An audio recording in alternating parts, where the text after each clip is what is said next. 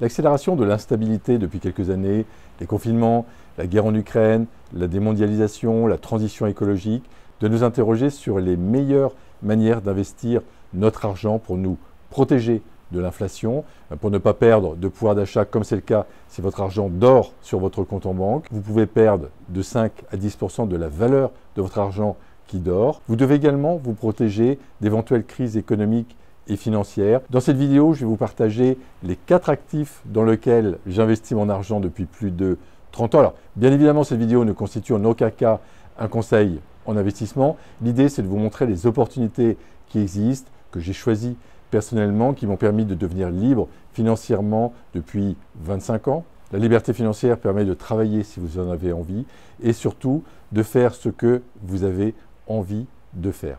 Vous allez voir que le 4e investissement est de loin le plus rentable. Alors surtout, ne mettez pas tous vos œufs dans le même panier, diversifiez vos investissements et ayez un horizon d'investissement moyen et long terme.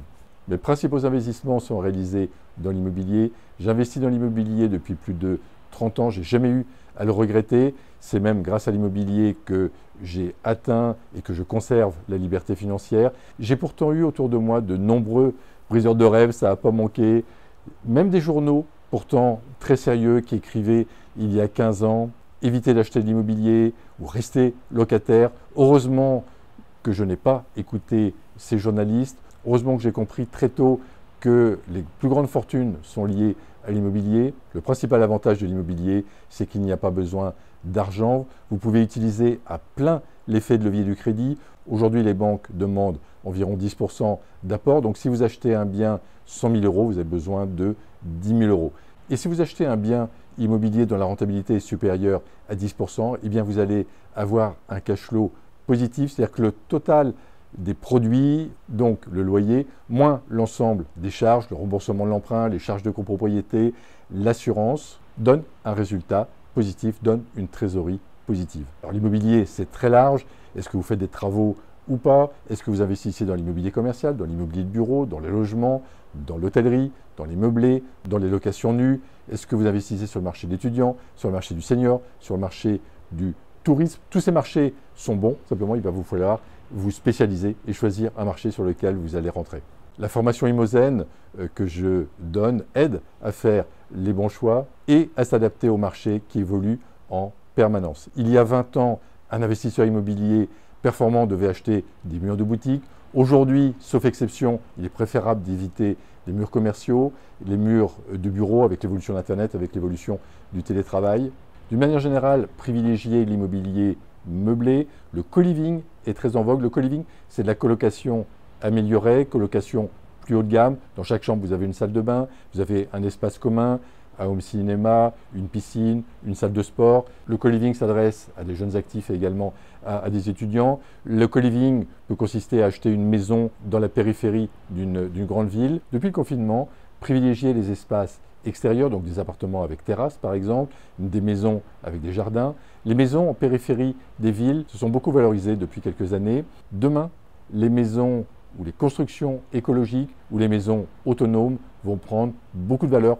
Pour moi, c'est les pépites de demain. Deuxième axe dans lequel j'investis, les métaux précieux, ce sont des valeurs refuges qui vont prendre de la valeur en cas de crise. Donc il est prudent d'avoir 5 à 10% de son patrimoine en or ou en argent physique. Alors vous pouvez en acheter chez un courtier, vous allez en trouver dans toutes les villes moyennes, vous pouvez également acheter sur Internet. J'ai très rarement vu de problème. Et puis une fois que vous recevez l'or ou l'argent physique, eh bien vous le stockez dans un coffre à la banque ou vous le cachez bien chez vous.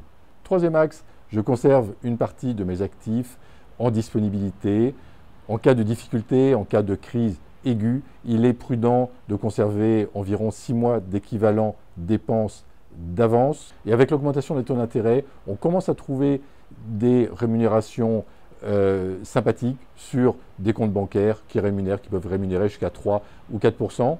Et puis, le fait d'avoir de la trésorerie disponible permet de saisir, bien sûr, les opportunités immobilières lorsqu'il y en a qui se présentent. Et il y en a de plus en plus qui se présentent parce qu'on voit aujourd'hui revenir des biens qui n'ont pas pu se faire financer. Et à ce moment-là, si on peut prouver qu'on a de la trésorerie ou qu'on a un prêt accord bancaire, eh bien, on peut acheter de l'immobilier de manière beaucoup plus facile et en faisant une proposition plus basse. Le quatrième actif, qui est peut-être plus étonnant, c'est d'investir sur soi.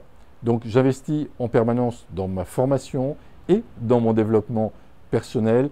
Je continue à lire des livres ou à écouter des vidéos qui me permettent d'être un meilleur humain ou de devenir un meilleur entrepreneur. Et d'ailleurs, j'ai écrit plusieurs livres sur l'investissement immobilier, sur l'entrepreneuriat, sur la résilience après un échec.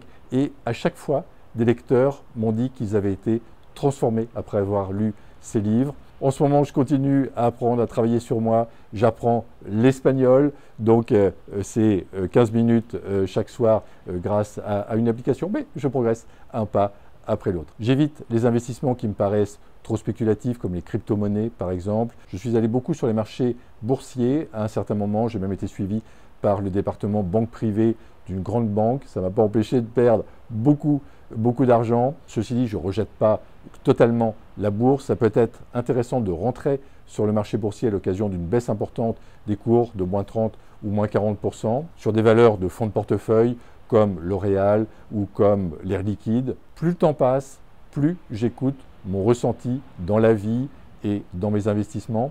Je m'aperçois que mon ressenti, mon intuition me donne toujours les bons conseils. J'ai certains de mes proches qui investissent, qui se font plaisir, donc qui investissent une partie de leur argent dans des montres de luxe, dans des voitures de luxe ou de collection, dans l'achat de bonnes bouteilles de vin ou dans des vignobles. L'important, c'est de se faire plaisir, c'est d'écouter son ressenti. Si vous souhaitez aller plus loin sur ce thème, j'ai tourné une autre vidéo à votre attention qui s'intitule « 5 idées de revenus complémentaires ». Je vous souhaite le meilleur.